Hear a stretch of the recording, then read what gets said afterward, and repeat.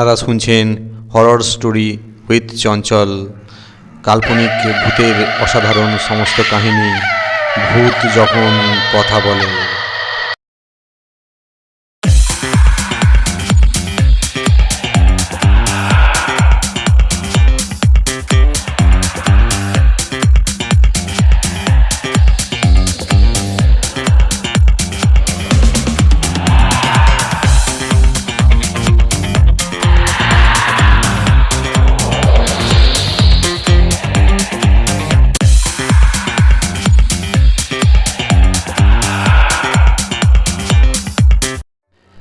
নমস্কার বন্ধুরা, আশা করি আপনারা সকলে সুস্থ আছেন, ভালো আছেন। আজকে আবার একটা নতুন গল্প নিয়ে আপনার সামনে হাজির হলাম। আশা করি আপনাদের ভালো লাগবে। গল্পটি শেষ অবধি শোনার অনুরোধ রইল। এমন কিছু অবিশ্বাস্য ঘটনা জীবনে ঘটে যায় যার ব্যাখ্যা আজও অসম্ভব। আমি ঘটনাটা অনেককেই বলেছি, কেউ সেটা হাস্যকরভাবে নিয়েছে, কেউ বা পিছনে সমালোচনা করেছে, কিন্তু ঘটনাটা আমার নিজের চোখে দেখা। তাহলে সেটা কি ভুল ছিল আমার দেখার? তখন গরমের সময় আমার এক বন্ধু আর আমি একটি পূজা বাড়ি হতে ফিরছি। গভীর রাত্রি, আমাদের সেখানে থাকার কথা ছিল। ভোরে বাড়ি ফিরবো এরকমই দুজনের মধ্যে কথা হয়েছিল, কিন্তু ভালো না লাগার কারণে দুজনে রাতেই বের হলাম বাড়ি ফেরার উদ্দেশ্যে। আমার সাইকেল ছিল না, আমি ওই বন্ধুর সাইকেলের সামনের রডে বসে ফিরছিলাম। তখন এত মোটর বাইক বা গাড়ির সংখ্যা ছিল না বা প্রচলন হয়নি। বেশিরভাগ লোকই হেঁটে অথবা সাইকেলে যাতায়াত করতো আমাদের এলাকার। আমাদের যাতায়াতের মাঝের কয়েকটা পথ ছিল ভীষণ নির্জন, এবং মাঠের রাস্তার উপর দিয়ে লাল পাথরের পথ ছিল। মাঝখানে দুইটি শ্মশান ছিল। তখন আমার ওসব ভূতটুত এসব বিশ্বাস ছিল না, এবং ওসব ভয়ও লাগতো না। পথটা খুবই নির্জন, চারপাশে কোনো বসতি ছিল না। রাতে ওই পথ দিয়ে মানুষজন খুব কম যাতায়াত করত।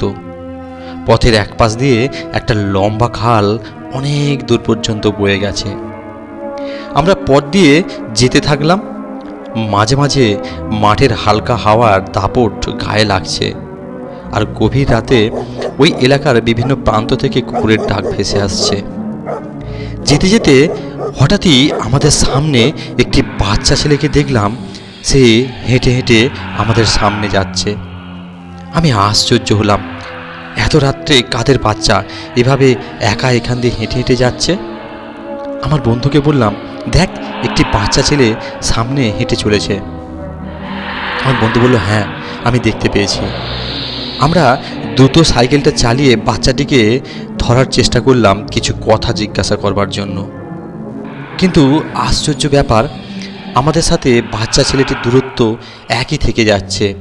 আমরা যতই ওর কাছে যেতে চাইছি ততই দূরত্ব বাড়ছে। হঠাৎ করে একটা সময় ছেলেটি অদৃশ্য হয়ে গেল।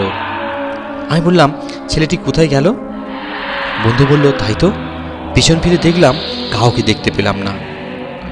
হঠাৎ করে আমাদের সাইকেলের সামনের চাকা লাল মাটির রাস্তায় খটাং খটাং করে আওয়াজ করতে লাগলো।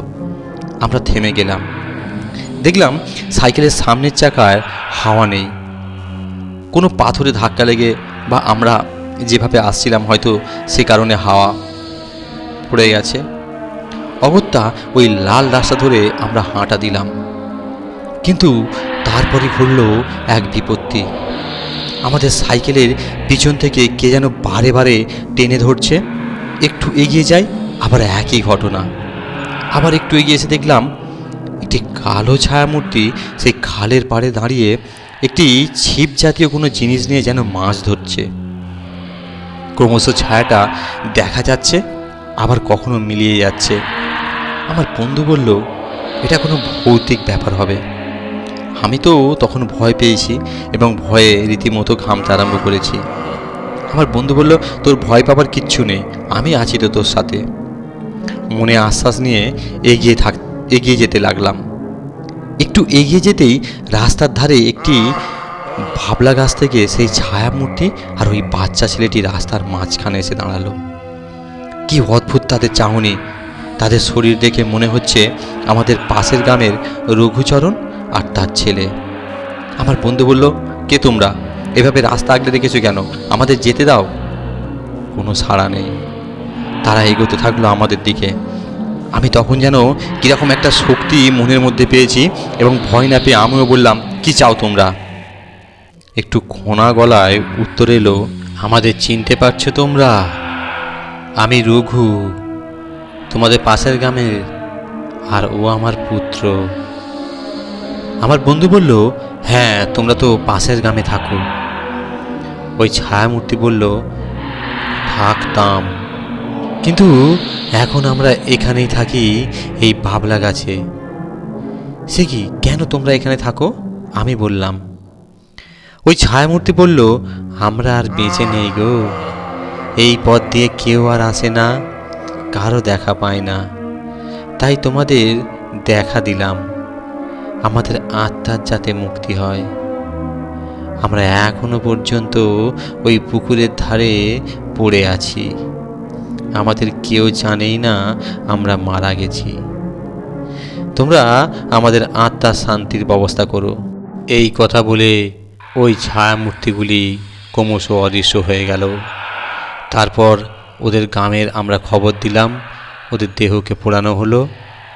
তারপর থেকে আর কোনো দিন ওই পথ দিয়ে আমরা দুই বন্ধু যেতাম না। আশা করি গল্পটি আপনাদের ভালো লাগবে। আপনারা অনুগ্রহ করে আমার চ্যানেলটি সাবস্ক্রাইব করুন, পাশে থাকুন। ধন্যবাদ।